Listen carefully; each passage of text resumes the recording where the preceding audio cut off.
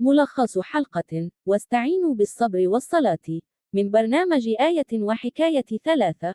الشيخ سعيد الكملي والشيخ مشاري العفاسي. إذا كنتم من عشاق المشاهير وتحبون متابعه كل جديد في عالمهم فادعوكم للاشتراك في هذه الحلقة المؤثرة من برنامج أي وحكاية على قناة لافاسي.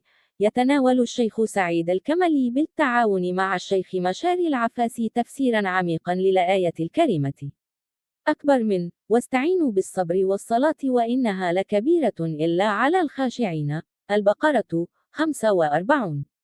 أبرز محاور الحلقة: شرح معنى الاستعانة بالصبر والصلاة، كيف أن الصبر هو مفتاح الفرج، والصلاة هي ملاذ المؤمن في الشدائد.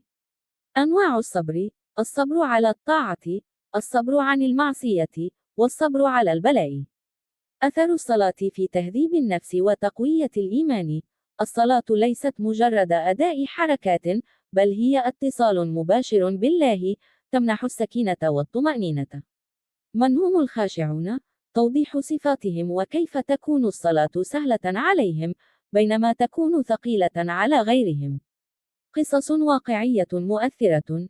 يروي الشيخ سعيد الكملي مواقف من حياة الصحابة والتابعين الذين جسدوا هذه الآية في حياتهم اليومية. هذا الفيديو في السنة 2024 حصلوا على أكثر من 411,250 المشاهدة.